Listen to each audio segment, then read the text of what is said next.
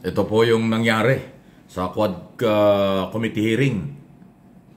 Ipapakulong muli si Attorney Harry Roque na abogado ng dating Pangulong Duterte sa hindi pagsunod sa mga pagsusumite na kanya pinangako ng mga dokumento mula sa kanya at sa kanyang asawa tungkol ho sa usapin ng kailang mga business doon sa nakaraang administrasyon, kaugnay pa rin po sa investigasyon ng Pogo Operation. Napiko na po yung mga congressman dahil 2 beses nang hindi umatid ng hearing, nangako na magsusumite ng dokumento, hindi ho nagbigay. Pagkatapos nag-file pa ng motion to quash, pinapatigil na yung investigasyon o itong hearing na ito, parang naku. Kaya po, ayan na, nag-react po ang mga congressman. Isa sa mga nag-react dito ay ang chairman ng committee, Congressman Barbers, at siyempre, pati ho si Congressman Jinky Luistro na siyang abogada ng lalawigan ng Batangas ay nag-react dito. Pakinggan po niyo ito sinasabi niya. Dali There is a question about the source of the money of Biancham Corporation, which belongs to Attorney Harry Roque. And following his question, if he will not be able to prove the legal and valid source of this sudden increase of assets of Biancham, then there is a reasonable ground to believe that indeed he is connected with Pogo Operation and this money possibly came from the Pogo Operation. The second element, Mr. Chair, is the materiality to the possible legislation. And during the last hearing, Mr. Chair, we reiterated ano po ba ang mga batas na posibleng aamyendahan, muling pag-aaralan in connection to this Quadcom hearing. And we cited RA 3019. This is the Anti-Graft and Corrupt Practices Act. Yes. Na baka sakali na ang ating mga government officials ay nakorrupt because of this Pogo operation. We also have Code of Professional Responsibility of Government Officials that we need to revisit already. The provisions of this law to make sure that the government officials and employees do not deviate from what is being mandated by the Code of Professional Responsibility of Government Officials. We also have anti-money laundering. Kulang po ba ang probisyon ng anti-money laundering? At nagkaroon ng mga transfer ng huge amount of money in spite of the existence of this talaga ang law. pera sa Pogo. We also have corporation law. Bakit po ba nagagamit na shield ang mga corporation in perpetrating illegal activities? We can also consider, Mr. Chair, the Code of Professional Responsibility and Accountability for Lawyers. Ito po ba'y saklaw pa if the lawyers already protect illegal activities of their client? In addition to this, Mr. Chair, we have established already the need to revisit the laws such as the PSA Charter dahil naabuso po ang ating batas patungkol sa late registration, our immigration law on visa issuance, the Tagcor Charter on licensing of mga violation, of which he even questioned that, Congresswoman.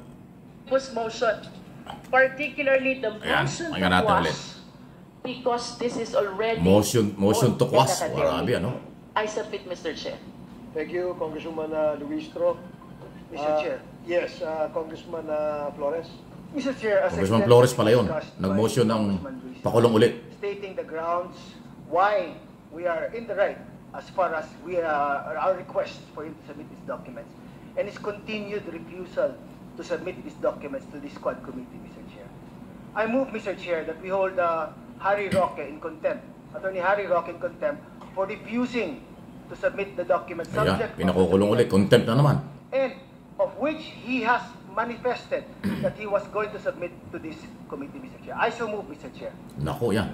There is a motion to cite Attorney Harry Roque in contempt, and this was duly seconded. Are there any objections? Hearing none, the motion is carried. Yan na.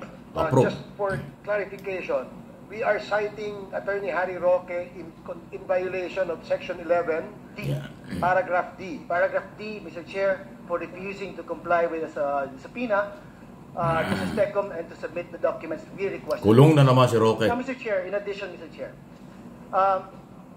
I move that we hold Harry Roque in detention for the period of until he submits the documents Yun. or until the Quad Committee is dissolved, Mr. Chair. Oh, so kung isang buwan ang committee na hearing, isang buwan siyang makukulong.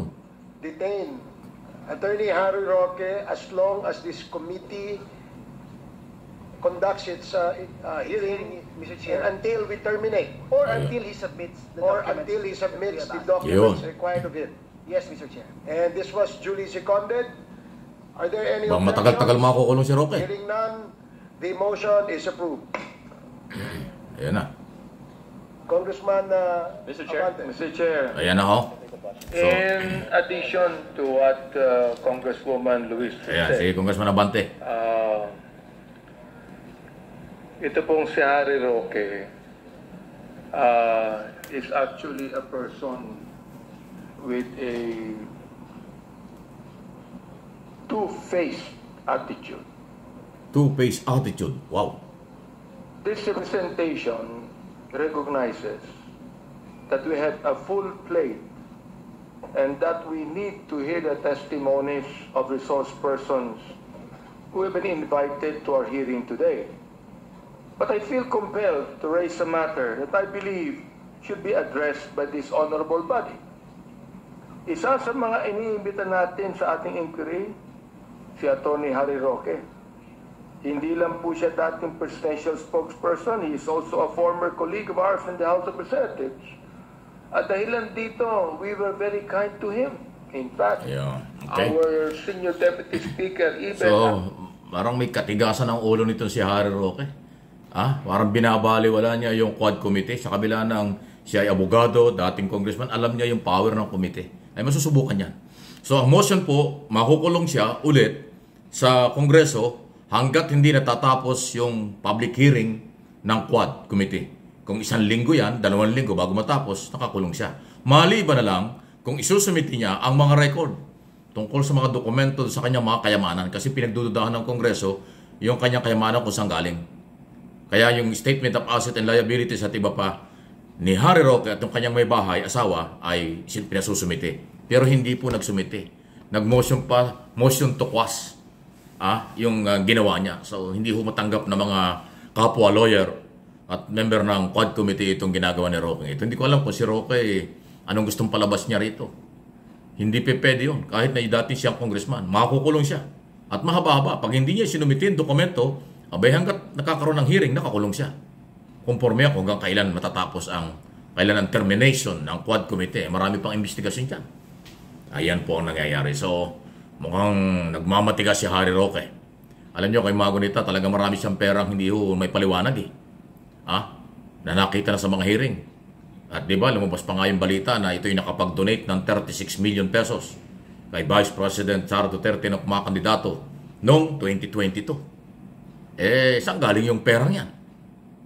Siya ay press secretary, siya ay spokesperson lang. Pero bakit siya nakapag-donate ng ganong kalaking pera kay Sara Duterte? So, pinagdududahan na baka galing sa Pogo o kung ano ang kanyang kapangyarihan at karapatan sa Pogo. Yan ang dahilan kung bakit siya iniimbestigahan. So, ayan na naman.